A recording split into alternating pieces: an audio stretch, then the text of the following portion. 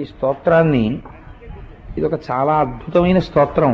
మనకి మంత్రము అందరూ చెయ్యలేరు, అందరూ బీజాక్షరాలను ఉపాసన చెయ్యలేరని పెద్దలు మంత్రములలో ఉండేటటువంటి సమస్త సారాన్ని స్తోత్రముల కింద ఇచ్చారు. అలా సాధారణంగా జగద్గురువులు ఋషులు చేసిన స్తోత్రాలు శక్తివంతములై ఉంటాయి. ఈ స్తోత్రానికి ఉన్న గొప్పతనం ఏంటంటే, ఇది స్వయంగా దేవతలందరూ కలిసి వైకుంఠానికి వెళ్ళినప్పుడు లక్ష్మీదేవి కేవలం లక్ష్మిగా కాకుండా ఎన్ని రూపాలతో ఆవిడ వారికి దర్శనమిచ్చిందో వాళ్ళ దర్శనాన్ని పొందుతూ చేసినటువంటి స్తోత్రం. అందుచేత ఇది చాలా శక్తివంతమైనటువంటి స్తోత్రము. ఇది చదువుకోవడం వల్ల అపారమైన ఐశ్వర్యము కలుగుతుంది, భగవంతుని పాదముల యందు భక్తి కలుగుతుంది. పెళ్లి కాని మగపిల్లలు చదువుకుంటే మంచి భార్య వస్తుంది, బిడ్డలు లేని వాళ్ళు చదువుకుంటే బిడ్డలు పుడతారు. మీరు అవన్నీ స్తోత్రంలో ఇందురు గాని ఇంత మంచి స్తోత్రం సాధారణంగా ఆఖరణ వచ్చింది ఏదో అది అమృతం కదండి. క్షమస్వ భగవత్యంబ క్షమాశీలే పరాత్పరే శుద్ధ సత్వస్వరూపే చ కోపాది పరివర్జితే ఉపమే సత్వసాధ్వీనాం దేవీనాం దేవపూజితే త్వయా వినా జగత్సర్వం మృత్యుతుల్యం చ నిష్ఫలం సర్వసంపత్స్వరూపత్వం సంతుష్టా సర్వరూపిణి రామేశ్వర్యధిదేవీత్వం త్వత్కళా సర్వయోషితః కైలాసే పార్వతీత్వం చ క్షీరోధే సింధుకన్యకా. ఆ తల్లే కైలాసంలో పార్వతీదేవి, ఆ తల్లే క్షీరసాగరంలో సింధుకన్యక అంటే పాలసముద్రము యొక్క కుమార్తె అయిన లక్ష్మి. ఆవిడే ఎక్కడెక్కడుంటే అక్కడక్కడ ఆ రూపాన్ని పొందుతూ ఉంటుంది. ఆవిడ ఎన్ని చోట్ల ఎన్ని రూపాలుగా కనపడుతుందో చెప్తున్నారు. స్వర్గే చ స్వర్గలక్ష్మిస్త్వం మర్త్యలక్ష్మిశ్చ భూతలే వైకుంఠే చ మహాలక్ష్మి దేవదేవి సరస్వతి గంగా చ తులసీత్వం చ సావిత్రీ బ్రహ్మలోకగా కృష్ణ ప్రాణాధిదేవీత్వం గోలోకే రాధికా స్వయం రాసే రాసేశ్వరీత్వం చ బృందా బృందావనే కృష్ణ ప్రియాత్వం భాండీరే చంద్రా చందనకాననే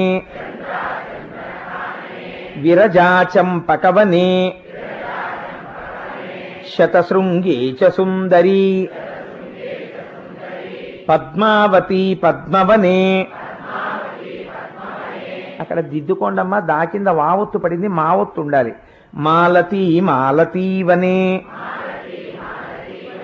కుందదంతా కుందవనే సుశీలా కేతకీవనే కదంబమాలాత్వం దేవి కదంబకాననేపి చ రాజ్యలక్ష్మీ రాజగేహే గృహలక్ష్మీర్గృహే గృహే. ఎక్కడి నుంచి ఎక్కడికి వచ్చింది తల్లి? ప్రతి ఇంటిలో ఉన్నటువంటి గృహిణి అమ్మవారే.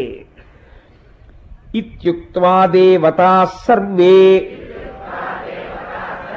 మునయో మనవస్తథా రురుద్దుర్నుమ్రవదన శుష్కకంఠో తాలుకాః ఇతి లక్ష్మీస్తవం పుణ్యం స సర్వదేవైః కృతం శుభం యప్పటేత్ ప్రాతురుత్థాయ స వై సర్వం లభేద్ ధ్రువం అభార్యో లభతే భార్యాం. భార్య లేని వారికి అంటే వివాహం కాని వారికి భార్య వస్తుంది. ఎటువంటి భార్య? వినీతాం వసుతాం సతీం సుశీలాం సుందరీం రమ్యాం అతి సుప్రియవాదినీం పుత్రపౌత్రవతీం శుద్ధాం కులజాం కోమలాం వరాం. ఒకవేళ వివాహమై ఇంకా బిడ్డలు కలక్క బాధపడుతున్న వాళ్ళు ఈ స్తోత్రాన్ని భక్తితో ప్రతిరోజు చదివితే అపుత్రో లభతే పుత్రం వైష్ణవం చిరంజీవినం పరమైశ్వర్యయుక్తం చ విద్యావంతం యశస్వినం భ్రష్టరాజ్యో లభేద్రాజ్యం భ్రష్టశ్రీర్లభతే శ్రియం. రాజ్యమును అనగా భూమిని పోగొట్టుకున్నవాడు భూమిని పొందుతాడు, ఐశ్వర్యమును పోగొట్టుకున్నవాడు తిరిగి ఐశ్వర్యాన్ని పొందుతాడు. హతబంధుర్లభేద్బంధు, ఒకవేళ బంధువులను పోగొట్టుకున్నవాడు తిరిగి బంధుగణాన్ని పొందుతాడు. ధనభ్రష్టో ధనం లభేత్, ధనము కలుగుతుంది, ఉన్న ధనము నిలబడుతుంది, ఇంకా ఐశ్వర్యము కలిగి వృద్ధిలోకి వస్తాడు. కీర్తిహీనో లభేత్ కీర్తిం ప్రతిష్టాం చ లభేత్ ధ్రువం సర్వమంగళదం స్తోత్రం. ఇన్ని మాటలు ఎందుకయ్యా?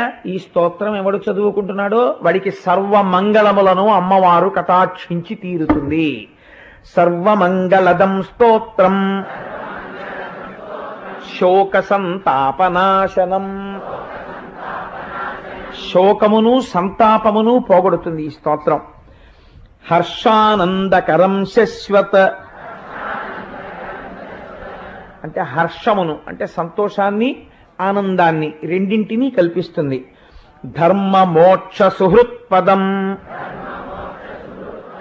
ధర్మబద్ధమైన నడువడిని చిట్ట చివర మోక్షమును ఇప్పించగలిగినటువంటి అద్భుతమైన స్తోత్రము.